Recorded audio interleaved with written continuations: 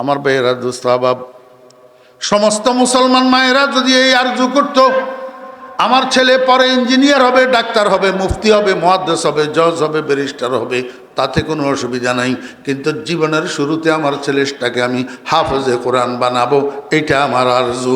এই আরজু যদি সমস্ত মায়ের কাছে থাকতো, আজকে প্লেনের পাইলটগুলা হাফেজে কোরআন হইতো, রেলগাড়ির ড্রাইভারটা হাফেজে কোরআন হইতো, ওই সুপ্রিম কোর্টের পিপিটা হাফেজে কোরআন হইতো, আমার বাংলাদেশের প্রধান বিচারপতি হাফেজে কোরআন হইতো, আমরা জজগুলা হাফেজে কোরআন হইতো। যদি মুসলমান মায়েরা এই আরজু করতো আমার ছেলে জীবনের শুরুতে হাফেজে কোরআন হবে, এই আরজু মুসলমান মায়েদের কাছে আছে, মুসলমান আব্বাদের কাছে আছে। এখন তো মুসলমান আব্বারা এমন ফোলা তৈয়ার করে, এত বড় বড় সালটা সালটা কথা কয়, এক কথা ভাসমন ওজন। বাপের জানাজার নামাজ পড়তে গেলে দোয়াটা শুদ্ধ করে মুখস্থ জানে না।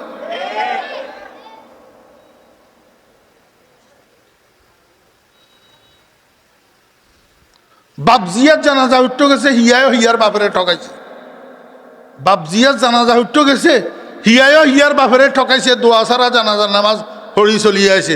অন হেবেড়া মরছে, হেবেড়ার উঠিও হেবেড়ারে ঠকার, দোয়া সারা জানাজার নামাজ হরি চলিয়ে গেছে। এই ঠকঠকা চলতে আছে, চলতে আছে ঠকঠকা। দুনিয়ার বান্দ্রামি বিজ্ঞান শিখাইতো আরে হলারে, দুনিয়ার বান্দ্রামি বিজ্ঞান শিখতো আরে হলায়, বিতিরের নামাজের দোয়ায় কোন উদ্দেশ্য শুদ্ধ করি মুখস্থ করতে হারে না। মুসলমানের হোলা, মুসলমান নামের কলঙ্ক।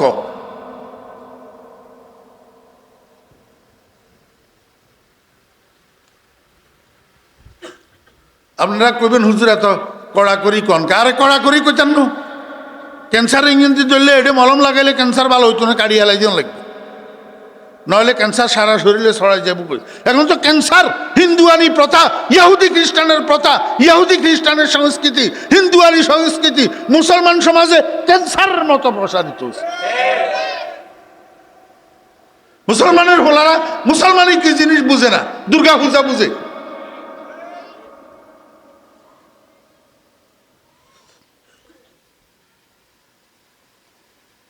আব্দুল কাদের জিলানী রহমতুল্লাহ আলাইহির মায়ে কয়, হুজুর, হাবশা হুজুর, আমি আমার ছেলেটারে আপনার সুপর্দ করে গেলাম, আপনি আমাকে একটা হাফেজে কোরআন উপহার দিবেন। এই কথা বলি আব্দুল কাদের জিলানী রহমতুল্লাহ আলাইহির মা বাড়িতে চলে গেছে। হাবশা হুজুর কয়, বাবা আব্দুল কাদের এদিকে আসো, আমার সামনে বসো, আমার মুখে মুখে পড়ো, আউযু বিল্লাহি মিনাশ শাইতানির রাজিম, বিসমিল্লাহির রহমানির রহিম, আলহামদুলিল্লাহি রাব্বিল আলামিন, আর রহমানির রহিম, মালিক ইয়াউমিদ্দিন। হাফেজ সাহেব হুজুর সূরা ফাতিহার শুরু থেকে শেষ পর্যন্ত 2-4-5 বার 7 বার দৌড়াইয়া দৌড়াইয়া রিপিট করিয়া করিয়া আব্দুল কাদেরে পড়াইছে। এরপরে কয়, বাবা আব্দুল কাদের, এতক্ষণ পর্যন্ত যেই সূরাটা আমি তোমাকে পড়াইলাম এটা আমারে মুখস্থ শুনাইতে পারবানি, তোমার মুখস্থ হয়েছে নি? আব্দুল কাদের কয়, জি হুজুর আলহামদুলিল্লাহ পারবো। তাহলে একটু শোনাও। হাফেজ শাহ হুজুর চোখ বন্ধ করে নিছে, আর আব্দুল কাদের, শিশু আব্দুল কাদের হাফেজ শাহ হুজুরের সূরা ফাতিহা শোনায়, আউযু বিল্লাহি মিনাশ শাইতানির রাজিম, বিসমিল্লাহির রহমানির রহিম, আলহামদুলিল্লাহি রাব্বিল আলামিন। শুনাইতে শুনাইতে যখন গায়রিল মাগদুবি আলাইহিম ওয়ালাদ-দাল্লিন আমিন বলছে, হাফেজ শাহ হুজুর চোখ খুলছে, মনে করছে আব্দুল কাদেরের পড়া শেষ, আব্দুল কাদেরের পড়া শেষ। ওমার চোখ খুলি তো হাফেজ শাহ হুজুর অবাক করেছে, আব্দুল কাদের তো থামে না। এবার আব্দুল কাদের কয়, বিসমিল্লাহির রহমানির রহিম, আলিফ লাম মিম, যালিকাল কিতাব লা রাইবা ফিহি হুদাল লিল মুত্তাকিন। আব্দুল কাদের আমিন বলি শেষ করে নাই, এখন সূরা বাকারার শুরু থেকে তেলাওয়াত শুরু করছে। হাফেজ শাহ হুজুর অবাক হয়ে তাকায় রয়েছে, কয় আচ্ছা দেখি কদ্দুরা পড়ে কদ্দুরা যায়, দেখি না একটু। চুপ করে শুনে রয়েছে। আর শিশু আব্দুল কাদের চলছে তো চলছে গাড়ি যাত্রা বাড়ি, আর থামে না। আমার ভাইরা একেবারে 18 ফারাতে যাইয়া থামছে। কয় ফারাত? 18 ফারাত। হাফেজ শাহ হুজুর কয়, রে কে আসত? আব্দুল কাদেরের মারে একটু খবর দে। আব্দুল কাদেরের মা আসছে। হাফেজ শাহ হুজুর কয়, বোন আপনি কি কইলেন, বাস্তবতা কি? হুজুর কি হয়েছে? আপনি না কইলেন আপনার ফোলারে কোনো শিক্ষা প্রতিষ্ঠানে ভর্তি করেন নাই, কোনো ওস্তাদের সামনে বসান নাই, জীবনে সর্বপ্রথম আমার কাছে নিয়ে আসছেন। আমি জীবনের শুরুতে সর্বপ্রথম তারে সূরা ফাতিহাটা শুরু থেকে শেষ পর্যন্ত রিপিট করি 5-7 বার 10 বার পড়াইলাম। এরপরে সূরা ফাতিহাটা মুখস্থ আমারে শুনাইতে কইলাম। আমি চোখ বন্ধ করে শুনতেছি। সূরা ফাতিহা যখন শুনানি শেষ হয়েছে চোখ খুললাম, কিন্তু আপনার ছেলে তো তেলাওয়াত বন্ধ করল না। আপনার ছেলে সূরা বাকারার শুরু থেকে তেলাওয়াত শুরু করছে। আমি মনে মনে চিন্তা করলাম, দেখি কতটুক যায় কতটুক পড়ে। আপনার ছেলে 18 পারাতে যাইয়া থামছে। এই 18 পারা কোরআন শরীফ আব্দুল কাদের আমারে মুখস্থ শুনাইয়া দিছে। এখন আপনার কথার সাথে মিলল না। আপনি কইলেন কোনো শিক্ষকের সামনে বসান নাই, কোনো শিক্ষা প্রতিষ্ঠানে ভর্তি করেন নাই, তাহলে আব্দুল কাদের 18 পারা কোরআন শরীফ কোথায় মুখস্থ করল? আব্দুল কাদেরের মায় কয়, হাফেজ সাহেব হুজুর, আমার আব্দুল কাদের 18 পারা কোথায় মুখস্থ করছে আমি জানি। হাফেজ সাহেব হুজুর কয়, আমার বড় টেনশন হইতেছে, তাড়াতাড়ি বলেন তাড়াতাড়ি। আব্দুল কাদেরের মায় কয়, হুজুর আমি একটা মহিলা, আমি বেশি বেশি কোরআন তেলাওয়াত করি। আমার কাজের ফাঁকে আমি একটু অবসর সময় পাইলেই ওযু করি, কোরআন শরীফ নিয়ে বসি। আর বিশেষ করি আমার আব্দুল কাদের যখন আমার গর্বে আসছে, তখন আমি কাজের পরিমাণ আরও কমাই ফেলছি, কাজের সময় সংকীর্ণ করি, অবসর সময়টা বাড়াইয়া কোরআন তেলাওয়াতের মাত্রা আমি আরও বাড়াই দিছি। আমি এত পরিমাণ আব্দুল কাদেরকে গর্বে লইয়া কোরআন তেলাওয়াত করছি। আমার তো মনে হয় আমার আব্দুল কাদের আমার ফেটে থাকিয়া আমার জোবানের তেলাওয়াত শুনিয়া শুনিয়া ওরে আমার গর্বের ভিতরেই 18 পারা কোরআনের হাফেজ হইয়া গেছে। আমার মা বোনেরা এবার একটু খেয়াল করেন, যদি আব্দুল কাদের জিলানী রহমতুল্লাহ এর মায়ের তেলাওয়াত শুনিয়া শুনিয়া যদি আব্দুল কাদের মায়ের গর্বের ভিতরে 18 পারার কোরআনের হাফেজ হইয়া যাইতে পারে, মায়ের তেলাওয়াতের এফেক্ট যদি গর্বের আব্দুল কাদের উপরে পড়ে, বর্তমান আলট্রা মডার্ন মায়েরা যারা কাজ করে ফাঁসে দিই মোবাইলের গানের অপশন চালু করে দিই, গান শুনতে শুনতে কাজ করে, রাত্রে মোবাইলের গানের অপশন চালু করে দিই, বালিশের কাছে মোবাইলটা রাখি, ঘুমাইয়া পড়ে। অনেক সময় এমন হয় ঘুম আসি যায় কিন্তু গান চলতে থাকে, বন্ধ করার সুযোগ থাকে না। আমার ভাইয়েরা, অনেক মায়েরা রাত জাগিয়া রাত্রের 12টা 1টা 2টা পর্যন্ত ইউটিউবের ভিতরে বাংলা হিন্দি ছায়াছবি দেখিয়া দেখিয়া ঘুমায়, বাংলা হিন্দি ছায়াছবির গান শুনিয়া শুনিয়া ঘুমায়। আমাকে একটু বলেন, আব্দুল কাদের জিলানী রহমতুল্লাহ আলাইহির মায়ের কোরআন তেলাওয়াতের এফেক্ট যদি গর্ভের সন্তানের উপর পড়ে, এই মাগুলার এই কাজগুলার এফেক্ট গর্ভের সন্তানের উপরে পড়ে না না পড়ে? আব্দুল কাদের জিলানী মায়ের পেট থেকে 18 পারা কোরআন শরীফের হাফেজ হইয়া যদি বাইর হয়, তাহলে এই আলট্রা মডার্ন মায়েদের সন্তান মায়ের পেট থেকে কিসের হাফেজ হইয়া বাইর হয়? শত শত গানের হাফেজ হইয়া বাইর হয়। আর এই সন্তান ভূমিষ্ঠ হওয়ার পরে এটার থেকে ভালো কিছু কেমনে আশা করবেন? এই সন্তান বেয়াদ্দব না হইয়া কি হবে? সন্ত্রাসী না হইয়া কি হবে? চোর আর গুন্ডা না হইয়া কি হবে? হ্যাঁ, পরের দিন ফলার মেট্রিক পরীক্ষা, পরের দিন ফলার আগের রাত্রে সন্ধ্যার সময় ড্রয়িং রুমে ফোলা টেলিভিশনের সামনে বসছে, যে আর উঠে না, বসে বসে টেলিভিশন স্যার। মায়ায় কয়, বাবারে রেজিস্ট্রেশন করলি, ফর্ম ফিল আপ করলি, পরীক্ষার ফিস দিলি, এতগুলা টাকা খরচ করার পরে এখন যে তুই লেখাপড়া করস না, তুই পরীক্ষা দিবি কেমনে? তুই তো পাস করবি না, ফেল করবি, যা কিছুক্ষণ লেখাপড়া কর। কিন্তু ফলায় কথা শুনে না, টেলিভিশনের সামনে থেকে উঠে না। রাত্রে যখন 10টা বাজছে, এইবার মায়ে কয় যে বাবা এখন আর পড়ার দরকার নেই, যা উঠি 4টা খাইয়া ঘুমা, ফজরের সময় মোল্লায় আজান দিলি তখন ঘুম থেকে উঠি কিছু লেখাপড়া করিস, তাহলে অন্তত কিছু লিখতে পারবি, ফাঁসের নম্বরটা আনা যাবে। তাও ফোলা উঠে না। এখন বিরক্ত ওই মাই কি করছে, রুমের সুইচ বোর্ডের কাছে গেছে, সুইচ বোর্ডের কাছে যাইয়া 2টা সুইচ অফ করছে। একটা হলো টেলিভিশনের সাথে বিদ্যুতের সংযোগের সুইচ, যেটা এটা দিছে বন্ধ করি, আরেকটা হলো ড্রয়িং রুমের লাইটটা বন্ধ করে দিছে যাতে ড্রয়িং রুমটা অন্ধকার হইয়া যায়, ফোলা যেন উঠে চলে যায়। আমার ভাইয়েরা উল্টা হইছে কাজ। মা যখন ড্রয়িং রুমের লাইট বন্ধ করে দিছে, এই ফোলা কুলাঙ্গার মায়ের দিকে তাকাইয়া কয়, দিও না কো বাসর ঘরের বাতি নিভাইয়া।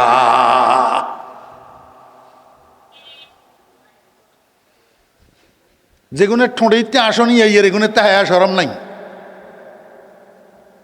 যেগুনের ঠোঁড়িতে আসনি আইয়ের এগুনের তাহায়া সরম নাই। কোন সুসন্তানের মুখ থেকে মায়ের জন্য এই কথা বাইর হয়? হ্যাঁ, আস্তাগফিরুল্লাহ, লা হাওলা ওয়ালা কুওয়াতা ইল্লা বিল্লাহ।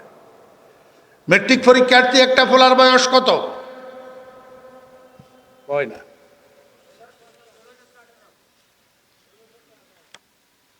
15, 16, 17, 18। এই হলাইয়া বুঝদার না অবুঝ? বালেক না না বালেক? এখন এই ফোলা যদি মায়ের দিকে তাকাইয়া এই কথা কয়, মা বেচারি এটা টলারেট করতে পারবো নি? টলারেট করতে পারত না। যা হওয়ার তা হইছে। এই কথা কর্ণগোচর হওয়ার সাথে সাথে মায়ের মাথায় এসছে চক্কর, মাথা ঘুরাই ঠাস করে পড়ছে ফ্লোরের উপর। এই তো বাসার মধ্যে হইচই শুরু হয়ে গেছে। কেউ বাটিতে করি পানি লইয়া দৌড়ার, মুখের উপরে পানির ঝাপটাদের, আরেকজনে সরিষার তেল আনি পায়ের তালুতে হাতের তালুতে সরিষার তেল মালিশ করে, আরেকজনে 4 কাপের মধ্যে সরিষার তেল আর পানি মিক্স করে গুলি মাথার মধ্যে মালিশ করে। কারণটা কি? বেহুশ হয়ে গেছে। তো কি হয়ে গেছে? বেহুশ হয়ে গেছে। আমার বেয়েরা দোস্ত বাপ, আমি রুমের থেকে বাইর হইলাম, ওই ছেলে এইটার ইমিডিয়েট ছোট বোন একটা আছে, এটারে জিজ্ঞেস করলাম, কিরে বাসার মধ্যে কি হয়েছে? মানে আমার এক আঙ্কেল, ভাইয়ার যে আগামীকাল মেট্রিক পরীক্ষা, ভাইয়া তো পড়তে বসে না, শুধু টেলিভিশনের সামনে বসে থাকে। মা বারবার তাকে বলে কিন্তু মায়ের কথা শুনে না। রাত্রে যখন 10টা বাজে মা উঠে যেতে বলছে খানা খাওয়ার জন্য, তাও উঠে না। এবার ড্রয়িং রুমের লাইট অফ করে দিয়েছে মা যখন ড্রয়িং রুমের লাইট অফ করছে, ভাইয়া মায়ের দিকে তাকাইয়া কয়, দিও না কো বাসর ঘরের বাতি নিভাইয়া। এই কথা শোনার সাথে সাথে মা মাথা চক্কর দিয়া ফ্লোরের উপরে পড়ে গেছে, বেহুশ হয়ে গেছে। আমি আস্তে আস্তে সেদিকে আগাইলাম। ইত্যবসরে মহিলা এটার হোঁশ আসছে, চোখ খুলছে, আমারে সামনে দেখি কয়, ভাইয়া দেখলেন নি ফলায় আমারে কি কইল? আরে আজকের কথা না মিয়া, অনেক বছর আগের কথা, যখন টাচ মোবাইল আবিষ্কার হয় নাই, ডিভিডির যুগ, বিসিআরের যুগ যেটা ছিল, আমরা ফোলারা বাজারের মধ্যে ভিডিও দোকান দিত। এখন তো ভিডিও দোকান নাই, এখন তো ভিডিও মোবাইলে ঢুকে গেছে পকেটে, আর ভিডিও দোকান লাগে না। তখন ফোলারা ভিডিও দোকান দিয়া ভিডিওর ব্যবসা করত। ডিভিডি সেট যুগ, এত বড় বড় সিনেমার ক্যাসেট, বাংলা সিনেমার, হিন্দি সিনেমার ক্যাসেট ডিভিডি মেশিনের ভিতরে ঢুকাইয়া, এই ডিভিডি মেশিনের কানেকশন টেলিভিশনের লগে লাগাইলে টেলিভিশনের মধ্যে পূর্ণ দৈর্ঘ্য ছায়াছবি 3 ঘন্টা পর্যন্ত দেখায়। এগুলা চাইতো মানুষে ঘরে ঘরে, এগুলা মা কয় না লাগে যে আপনারা কিছু দেখেন না লাগের, খালি বিজ্ঞান আয় দেখছি লাগের। হ্যাঁ,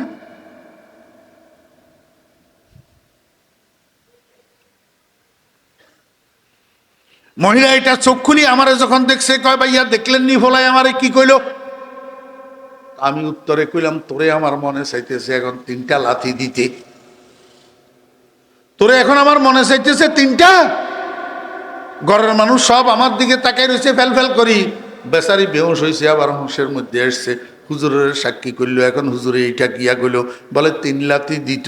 তা আমি এদেরকে কইলাম, তোরা আমার দিকে ফেল করি কি শহরে? আমি 3 লাথি দিতাম। কইছি এমনি কইনো, তোরা তো জানোস না ব্যাকগ্রাউন্ড। এই মাইয়াইয়ার নাম থুইছিও আমি, এটার বিয়ের কলমা পড়াইছিও আমি। চিন্তা করেন, একটা মাইয়ার নাম তো নতুন বিয়ের কলমা পড়ানোর জন্য মাঝখান দিয়ে 16, 17 বছর, 18 বছরের গ্যাপ নাও। নাম তুইছিও আমি, বিয়ার কলমাও পড়াইছি আমি।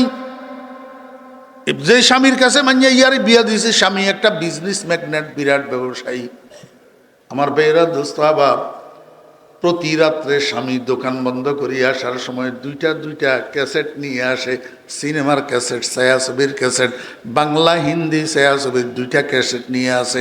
শুইয়া টেলিভিশনের মধ্যে ডিভিডির ভিতরে ক্যাসেট এগুলা লাগাই, পূর্ণ দৈর্ঘ্য 2টা ছায়াছবি দেখা ছাড়া এই স্বামী স্ত্রী দম্পতি এক রাত্রেও ঘুমায় না, এক রাত্রেও ঘুমায় না। তখন আমি মেয়েটারে বলছিলাম, এই সাবধান হইয়া যা, তোর ফেটে কিন্তু সন্তান, তোর ফেটে যেভাবে শুরু করছ তোরা স্বামী স্ত্রী প্রতি রাত্রে এইভাবে 1টা 2টা 3টা ছায়াছবি দেখা ছাড়া তোদের চোখে ঘুম আসে না, ফেটে কিন্তু সন্তান, সন্তানের কথা কেন খেয়াল করস না? সন্তান গর্ভে থাকা অবস্থায় মায়ে যেই কাজ বেশি করে, যেই কথা বেশি বলে, যেই কথা বেশি শুনে, যেইখানা বেশি খায়, এটার একটা এফেক্ট গর্ভের সন্তানের উপর পড়ে। সন্তান যখন ভূমিষ্ঠ হবে, বড় হবে, তখন তুই পস্তাইবি আমি তোরে বললাম। আমার কথা তখন শুনে নাই। আজকে যখন সন্তানে মুখের উপর বলে দিছে দিও না কো বাসর ঘরের বাদ তিনি ভাইয়া, তখন এবার আমারে কয় ভাইয়া দেখলেন নি ফলে আমারে কি কইল? তখন আমি বলছিলাম না তোরে আমি, ও মাইয়া তোরে বলছিলাম না আমি তোর ফ্যাটের ভিতরে সন্তান। এই শত শত গান, হাজার হাজার গান এই পোলা তোর ফ্যাটের থেকে মুখস্থ করে দুনিয়ার বাইর হইছে। এমন পোলার থেকে তুই এর চেয়ে ভালো আর কি আশা করস? এর চেয়ে ভালো আর কি আশা করস তুই? তোর তো আমি সাবধান করছিলাম। এই জন্য পর্দার আড়ালের মা বোনেরা যারা বয়ান শুনতেছেন, আমি আপনাদেরকে অনুরোধ করব, সন্তান গর্ভে থাকা অবস্থায় বেপরদা চলবেন না। সন্তান গর্ভে থাকা অবস্থায় বাসার ভিতরে স্বামী স্ত্রী ঝগড়া করবেন না। সন্তান গর্ভে থাকা অবস্থায় স্বামী স্ত্রী একজন আরেকজনকে গালাগালি করবেন না, মারামারি করবেন না। আল্লাহু আকবার। যদি এগুলা করেন তাহলে আপনার সন্তান ভালো সন্তান হবে না, সুসন্তান হবে না, কুসন্তান তৈরি হবে, কুসন্তান। এরপরে সন্তান ভূমিষ্ঠ হওয়ার পর মায়ের দায়িত্ব শুরু হয় প্রথম দিন থেকে। প্রথম দিন থেকে বাপের দায়িত্ব শুরু হয় না, মায়ের দায়িত্ব কি হয়? শুরু হয়। আমার বাইরা দুসাবাব, সন্তান ভূমিষ্ঠ হওয়ার পরে যেই কোলগুলাতে পড়ে, কোলগুলা 1 নম্বর মায়ের কোল, 2 নম্বর দাদির কোল, 3 নম্বর ফুফুর কোল, 4 নম্বর খালার কোল, যে বাপের কোল, চাচার কোল, মামার কোল, ভাইয়ের কোল। যেই কোলগুলাতে পড়ে এই কোলেরও একটা এফেক্ট আছে। মনোযোগ আছেন? কোলেরও একটা কি আছে? কালান নবী সাল্লাল্লাহু আলাইহি ওয়াসাল্লাম কুল্লু মাউলুদিন ইউলাদু আলাল ফিতরাত ফাআবাওয়াহু ইউহাব্বিদানিহি আও ইউনাসসিরানিহি আও ইউমাজ্জিসানিহি। ওরে রে পেপার মিলের থেকে কাগজ বাইর হয়, যে সাদা বাইর হয়। কি বাইর হয়? সাদা বাইর হয়। পরে যার যেই কালারের দরকার প্রিন্টার মেশিনের মধ্যে দিয়া কালার করি নে, যার লালের দরকার লাল, হলুদের দরকার হলুদ, সবুজের দরকার সবুজ। কিন্তু পেপার মিলের থেকে কোনো কাগজ লাল, সবুজ, হলুদ বাইর হয় না। ঠিক তদ্রূপ যেই মায়ের পেটের থেকেই বাইর হোক না কেন, নবজাত শিশু মুসলমান হইয়া বাইর হয়, হিন্দু হইয়া, কাফের হইয়া, ইহুদি হইয়া, বুদ্ধ হইয়া, কোনো সন্তান বাইর হয় না, সব মুসলমান হইয়া বাইর হয়। কি বাইর হয়? মুসলমান হইয়া। আল্লাহ হাবিব জনাব রাসূলুল্লাহ সাল্লাল্লাহু আলাইহি ওয়াসাল্লাম ইরশাদ করেন, যেই কোলে সন্তান পড়ে, যেই কোলে সন্তান উঠে, যেই কোলের সন্তানকে ধারণ করে, এই কোলের ভিতরে থাকা অবস্থায় সন্তানের কানে দি কি ঢুকে, এইটা হইলো দেখার বিষয়। সন্তানের কানে যদি ঢুকে লা ইলাহা ইল্লাল্লাহ, এই আওয়াজ এটা সন্তানের কানে দিয়ে ঢুকি দিলের উপরে এফেক্ট করে, সেখান থেকে সন্তানের দিলের ভিতরে ঈমান সংক্রমিত হয়। আর সন্তানের কানে দিয়ে ভূমিষ্ঠ হওয়ার পরে যদি শুনে গড, হরে রাম, রাম কৃষ্ণ, তো এগুলা সন্তানের কানে দিয়ে ঢুকি কলবের উপরে এফেক্ট করে। এইখান থেকে সন্তানের কলবের ভিতরে কুফর আর শিরিক সংক্রমিত হয়। আমার কথা নমিয়া, আমার বেয়েরা দুস্তাবাব, এরপরে সন্তান লালন পালন হইতে হইতে হইতে হইতে দেখেন 12 মাস, 14 মাস, 15 মাস যখন বয়স হয়, আস্তে আস্তে হামাগুড়ি দিয়া দিয়া সন্তান একটু একটু আগে বাড়তে পারে। ছোট্ট একটা হালকা বিস্কিট 2 হাত 2 আঙ্গুল দিয়া এভাবে ধরতে পারে, এরকম ক্ষমতা এখন বাচ্চার মধ্যে এসছে। এমতো অবস্থায় সন্তানে কি করে? পেশাব করি নিজের পেশাবগুলাকে নিজের হাতে ধরে, পায়খানা করি নিজের পায়খানাগুলাকে নিজের হাতে ধরে, এমনকি পেশাব পায়খানা একসাথে কসলাইয়া মিক্স করি গালের ভিতরে দিয়া দে। এই সময় মায়ের ডিউটি কি? মা দৌড়াইয়া আসি, বাচ্চার হাত ধরে, ছি ছি ছি বাবা, এটা খায় না, এটা খায় না। মা বাথরুমে নিয়া, নইলে ঘরের বাইরে নিয়া বাচ্চার হাতেরে ভালো করে সাবান দিয়ে ধুইয়া দে। ঠিক না বে ঠিক? আমার ভাইয়েরা, দোস্ত আবাব, এই যে বাচ্চারে পায়খানা প্রস্রাব মিক্স করা এই জিনিসটা মুখে দিতে দিল না মা। কেন দিল না? বাচ্চারে বুঝায়, ও বাচ্চা, এটা তোমার জন্য খাদ্য না, এটা তোমার কুখাদ্য, এটা তোমার জন্য খাদ্য না, এটা তোমার অখাদ্য, এটা খায় না। যদিও এটা বুঝার বয়স বাচ্চার তখন হয় নাই, কিন্তু মাঝে তাকে অখাদ্য খাওয়ার থেকে বারণ করলো, এইটারও একটা এফেক্ট আছে। কোনো মায়ে যদি এরকম অখাদ্য খাওয়ার থেকে বারণ করে, বাচ্চা সেখান থেকে আল্লাহর কুদরতে শিক্ষা গ্রহণ করে, এই বাচ্চার সামনে শুয়োরের গোস্ত আসবে, এই বাচ্চা বক্ষণ করবে না, কারণ মা তাকে অবুঝ অবস্থায় শিখাই দিছে অখাদ্য খাইতে হয় না, সুখাদ্য খাইতে হয়। আমার বেয়েরা দুস্তাবাব, বাচ্চার বয়স যখন 3 বছর, 2 বছর, 2.5 বছর, বাচ্চা থের থের থের থের করে হাঁটে, আর হাঁটতে হাঁটতে যখন পেশাবের দরকার হয়, হাঁটতে হাঁটতে পেশাব করে, দাঁড়াই দাঁড়াই পেশাব করে, মা তখন কি করবে? কাঁধের উপরে 2 হাত দিয়া আলতো চাপে বাচ্চারে বসাইয়া দিবে, আর বলবে, বাবা আমরা মুসলমান, দাঁড়াই পেশাব করিও না, দাঁড়াই পেশাব করিও না। দাঁড়াই পেশাব করা আমাদের নবীজির সুন্নতের খেলাফ। বাচ্চার তখন মায়ের এই নসিহত বুঝার ক্ষমতা হয় নাই, কিন্তু তারপরেও মার এই শিক্ষা বাচ্চার উপরে আল্লাহর কুদরতের দ্বারা এফেক্ট করে। ওরে 70 বছর বয়স পর্যন্ত এই বাচ্চা রাস্তার পাশে দাঁড়াইয়া বলদের মতো আর পেশাব করবে না। কি মনে করেন আপনারা আমার ভাইরা দুস্তাবাব? হজরতে ইসমাইল ইসলামকে কোরবানি দেওয়ার জন্য ইব্রাহিম আলাইহিস সালাম নিয়ে গেছেন মিনার মানহারে কোরবানি দেওয়ার জন্য। ইসমাইল আলাইহিস সালামের উপর করে শোয়াই হজরত ইব্রাহিম আলাইহিস সালাম যখন ইসমাইল আলাইহিস সালামের গর্দানের উপরে চুরি চালাবে, এই সময়ের মধ্যে ইসমাইল 7 বছরের শিশু, 7 বছরের বালক, 7 বছর বয়স। ইসমাইল আব্বারে কয়, আব্বা একটা কাজ করেন, আমারে কোরবানি দেওয়ার আগে আমার হাত পাগুলাকে একটা শক্ত রশি দিয়া মজবুত করি বাঁধেন, শক্ত রশি দিয়া মজবুত করি বাঁধেন। ইব্রাহিম আলাইহিস সালাম কয়, কেন রে বাবা? আমার আল্লাহ আমারে স্বপ্নের মধ্যে আদেশ করছে তোমারে কোরবানি দেওয়ার জন্য, এটা আমি তোমারে জানাইছি, তুমি সম্মতি জ্ঞাপন করছো, নিজেকে ধৈর্যশীল পাবো, এইটাও তো আমারে জানাইছো। হাত পাও রশি দিয়া বাঁধতে হয়, জোর করি কেউ রে কতল করলে, কেউ রে জোর করি জবাই করলে। আমি তো আব্বা তোমারে জোর করি জবাই করতেছি না, আমি তো তোমারে আল্লাহ পাকের হুকুম পালনের জন্য, আল্লাহ পাকের সন্তুষ্টি অর্জনের জন্য তোমারে আমি আল্লাহর রাস্তায় কোরবানি দিতেছি, হাত পাও বাঁধতে হবে কেন? ইসমাইল ইসলাম কয়, আব্বা বিষয়টা সেটা নয়। কয়, কি বিষয়? কয়, আমিও তো মানুষ, আপনি যখন আমার গর্দানের উপরে ছুরি চালাইবেন আমি একটু ব্যথা পাবো, ব্যথা পাইতে গেলে ব্যথার চোটে আমি একটু নড়াচড়া করব, একটু লাফালাফি সাইডা সাইডি করব। এই সাইডা সাইডি করতে যাইয়া আমার পাও যদি আপনার শরীর মোবারকের সাথে লাগে, আপনি তো আমার আব্বা, আমি তো আপনার সন্তান, আমার পাও আপনার শরীর মোবারকের সাথে লাগলে আমার বেয়াদবি হইয়া যাবে, বেয়াদবি। আর না জানি এই বেয়াদবির কারণে আল্লাহ হয়তো আমার এত বড় কোরবানিটা কবুল নাও করতে পারে। এই জন্য বলতেছি আব্বা, আমার বেয়াদবি যেন না হয়, আমার পাও যেন আপনার শরীরের সাথে না লাগে, আমার হাত পাওগুলাকে একটু বান্ধি দেন। আপনারা কিতাব দেখেন, ঐতিহাসিকেরা লিখতেছে 7 বছরের ইসমাইল পিতৃত্বের মর্যাদা কোথায় শিখলো? ওই মিয়া, পিতৃত্বের সম্মান, পিতার গায়ের সাথে সন্তানের পাওয়া লাগলে বেয়াদবি হয়, এই শিক্ষা ইসমাইল পাইল কোথায়? সে 7 বছরের সন্তান, এখনো তো ইসমাইল কোনো পাঠশালায় ভর্তি হয় নাই, কোনো শিক্ষকের সামনে বসে নাই।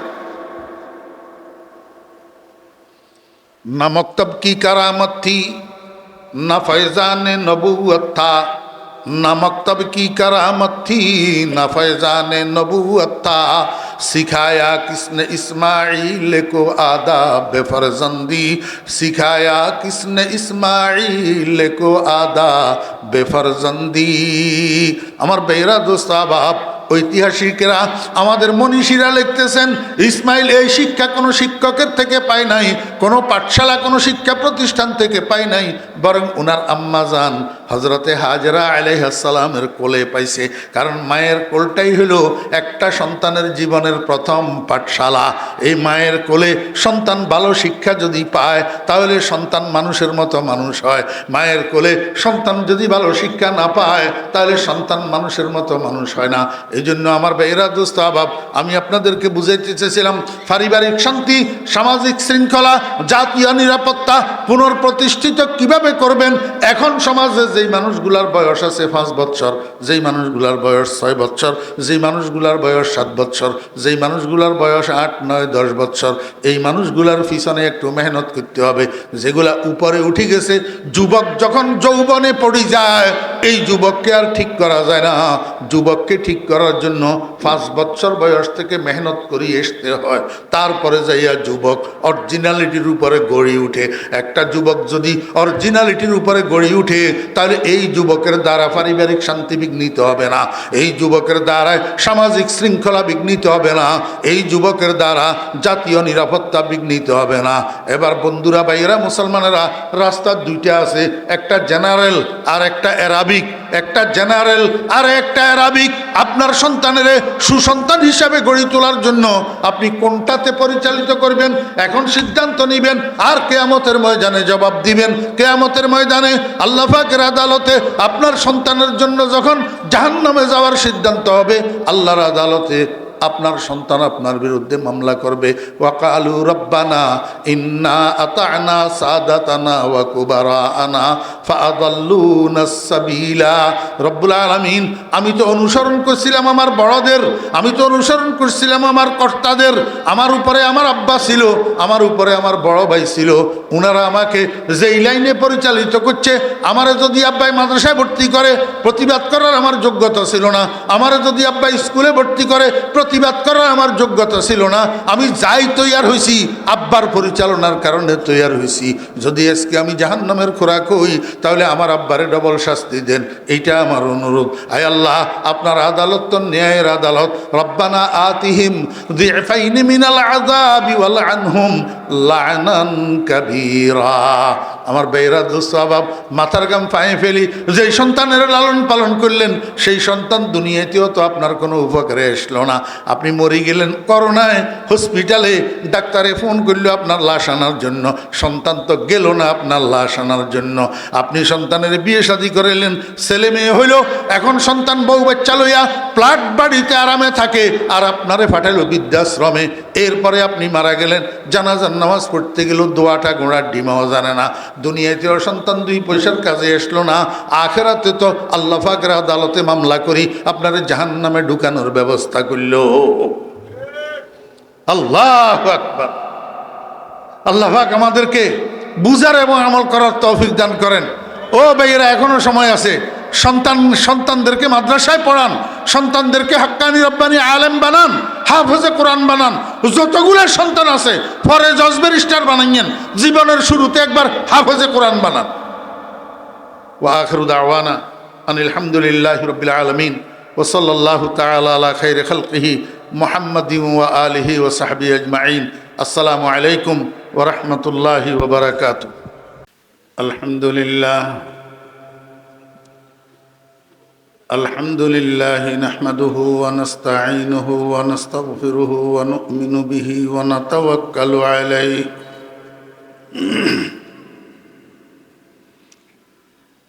ওয়া নাউযু বিল্লাহি মিন শুরুরি আনফুসিনা ওয়া মিন সাইয়্যাতি আ'মালিনা। من يهد الله فلا مضل له ومن يضلله فلا هادي له.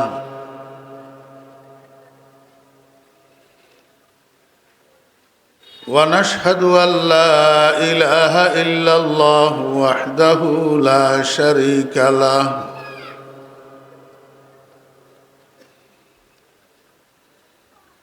ونشهد أن سيدنا وسندنا وحبيبنا ومولانا محمدا عبده ورسوله.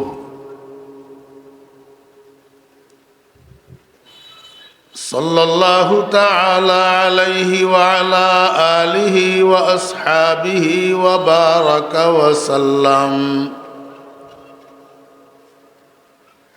أما بعد فأعوذ بالله من الشيطان الرجيم. بسم الله الرحمن الرحيم.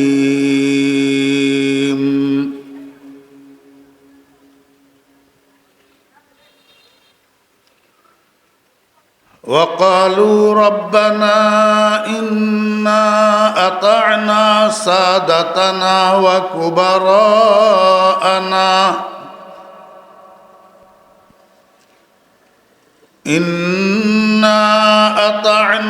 سادتنا وكبراءنا فأضلونا السبيلا. ربنا آتهم ضعفين من العذاب والعنهم لعنا كبيرا. صدق الله مولانا العظيم. قال رسول الله صلى الله عليه وسلم: كل مولود يولد على الفطرة فأبواه يهودانه أو ينصرانه أو يمجسانه. وصدق رسوله النبي الأمي الكريم. ونحن على ذلك لمن الشاهدين والشاكرين. ربنا تقبل منا إنك أنت السميع العليم.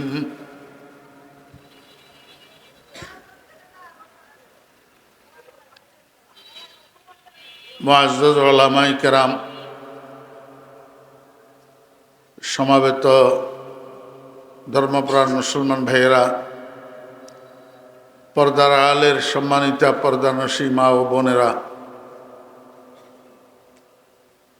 মহান আল্লাহ রাব্বুল আলামিনের অপরিসীম দয়া আর ইহসান আল্লাহ রাব্বুল আলামিন আমাদেরকে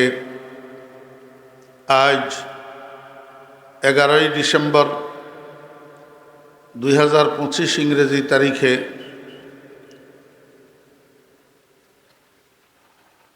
নোয়াখালী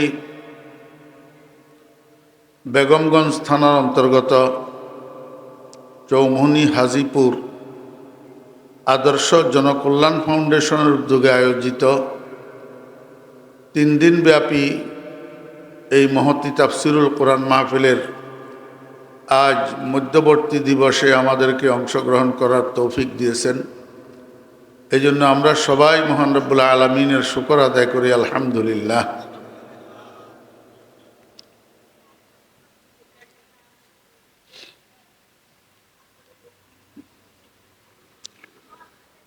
আমি খুতবার পর আপনাদের সামনে আল্লাহ পাকের পবিত্র কালামের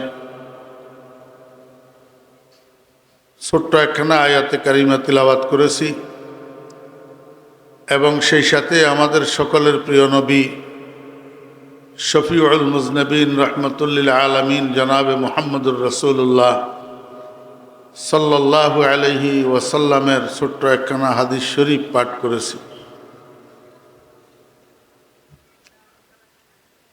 আমি অল্প সময় আপনাদের সামনে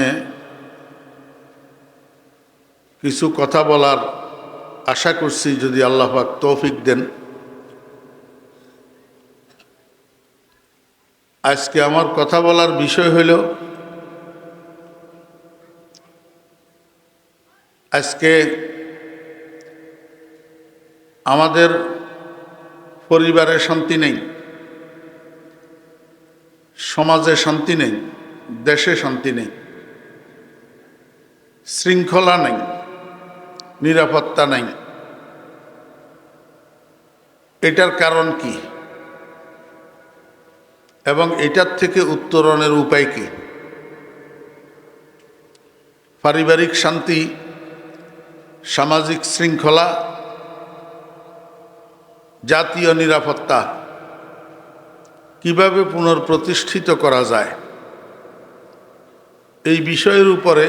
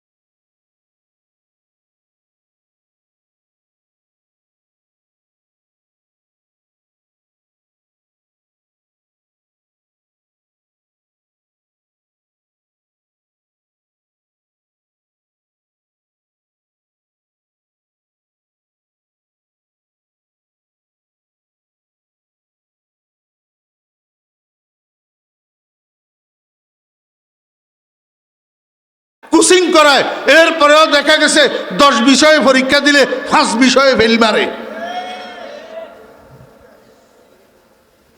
কারণটা কি? মার পর্দা নাই, মার পর্দা নাই। খোদার কসম করি কইলাম, মায়ের পর্দায় সন্তান ট্যালেন্ট হয়, মা বেপর্দা চললে সন্তান ডামিসার মেধা করব।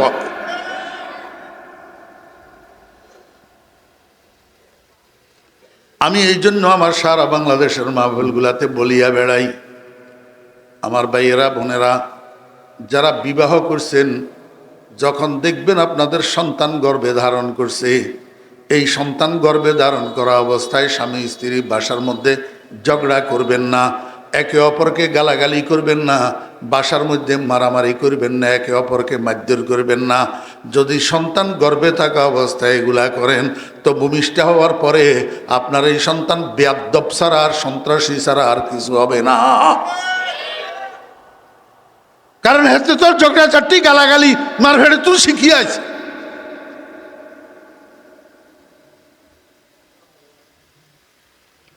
বুয়াদ পাকি জাতি নত পাকে কেরদার, বুয়াদ পাকি জাতি নত পাকে কেরদার, জেনা জাদা নাবাশুদ জুজ জেনাকার, যে মরদুম সগ যে সগ মরদুম নাজায়ত, যে গুন্দুম যাও যে যাও গুন্দুম নায়ায়ত, গোলে আমরা যে হকদার ওয়ায় না হুফতা, যে গুলজারে খলিলুল্লাহ সে গুফতা।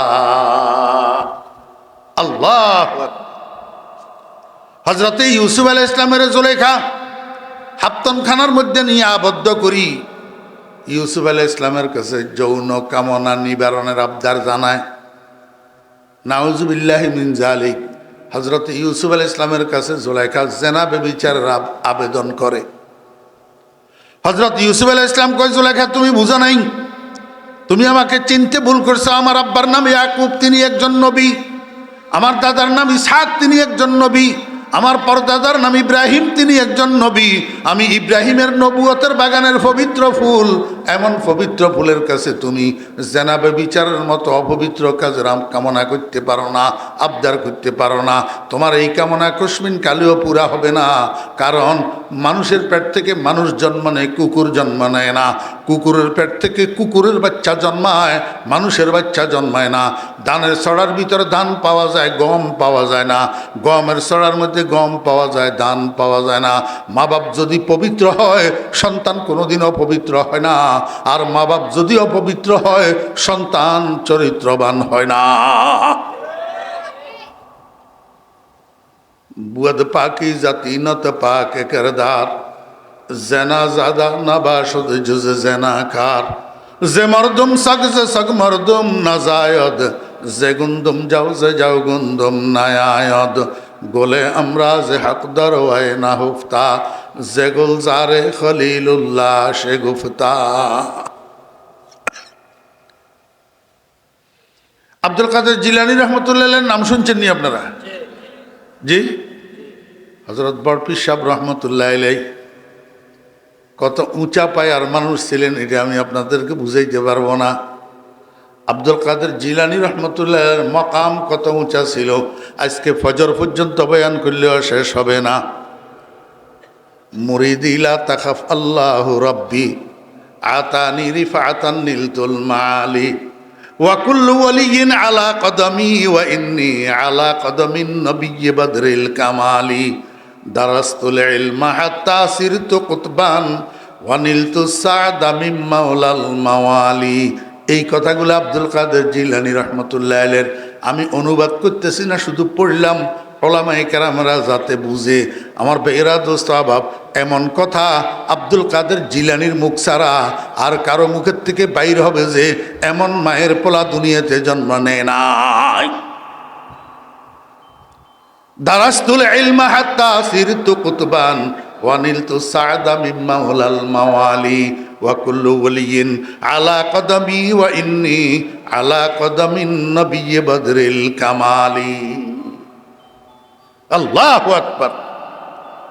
আব্দুল কাদের জিলানী রহমতুল্লাহ আলাইহির বয়স যখন 6 বছর, ওনার জীবনীর মধ্যে কিতাবের মধ্যে লিখে আব্দুল কাদের জিলানী রহমতুল্লাহ আলাইহির বয়স যখন 6 বছর, ওনার আম্মা ওনাকে নিয়ে গেছে একটা হাফেজিয়া মাদ্রাসায়।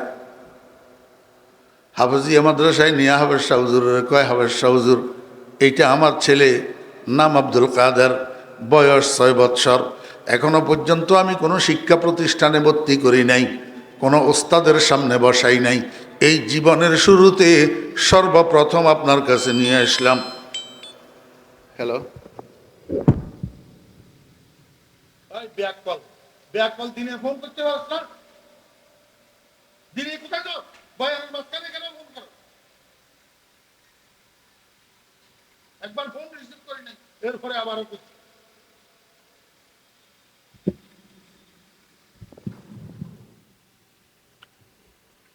এটা নিচের দিকে নামে গেছে রে, তুমি হাঁটতে না রাখো, লিখুন লিখুন নিলে যার।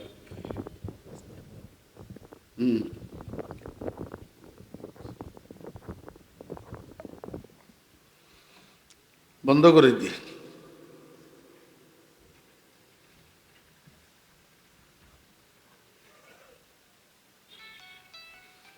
বন্ধ করে দিয়ে ছাড়া শান্তি নেই।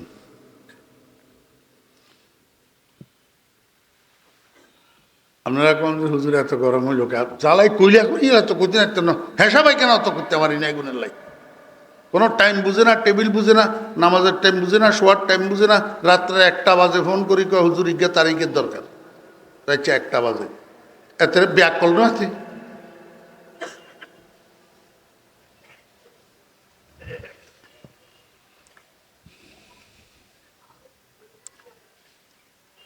মনে আছে না ভুলে গেছেন? হয় না, ইয়ে মনে আছে। হাফেজ শাহ হুজুর, এটা আমার ছেলে, নাম আব্দুল কাদের, বয়স এখনো পর্যন্ত কোনো শিক্ষা প্রতিষ্ঠানে ভর্তি, কোনো ওস্তাদের সামনে বসাই নেই, এই জীবনে প্রথম আমার ছেলেটাকে আপনার কাছে নিয়ে আসছি একটা আরজু নিয়ে। ভাই বসেন না। জীবনে প্রথম আমার ছেলেটাকে নিয়ে আসছি আপনার কাছে একটা আরজু নিয়া। আরজু হইল আমার পোলাটা পরে যা হবে হবে, জীবনের শুরুতে আগে হাফেজে কোরআন হবে। কি হবে? আপনার করতে হুত নাই, নাতি নাই, আপনারা মুসলমান নু, এই আরজু আপনার গো কাছে, আপনার গো বড় গো কাছে আইয়ে নাকা